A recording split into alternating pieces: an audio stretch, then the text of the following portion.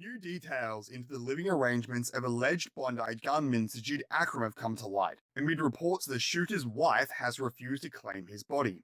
Sajid Akram, 50, was shot dead by police on December 14th when he and son Naveed, 24, allegedly opened fire at the Shanaka by the Sea event in Bondi, claiming 15 innocent lives. Naveed was shot in a standoff with police and taken into custody with critical injuries, where he has been charged with 59 offences, including 15 counts of murder. According to reports, Sajid's estranged wife, Verna, has signed his body over to the government for a destitute burial and wants nothing to do with him. Verna also revealed to 7 News that Sajid was homeless, serving between Airbnbs across Sydney's southwest in the 6 months prior to the terror attack.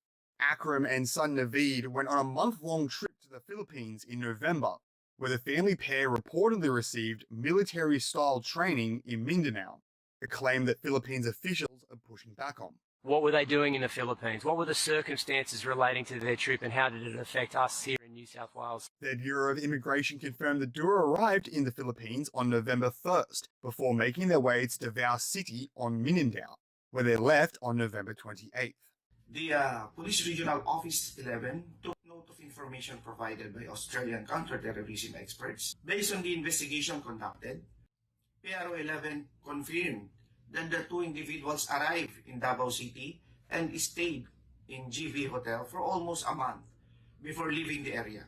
Sajid last stayed in a short-term rental property in Campsie, less than 15 kilometres from Sydney's CBD, before the shooting. Akram and his son then drove from Campsie to Bondi Beach in its silver 2001 Hyundai Elantra, parking on Campbell Parade and placing an ISIS flag on the window.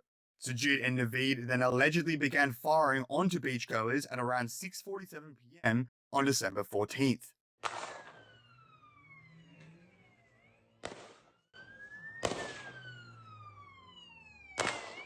Police believe the attack may have been inspired by ISIS, with intelligence officials stating Naveed had been investigated in 2019 over alleged links to terror groups. ASIO concluded Naveed was not an ongoing threat after 6 months.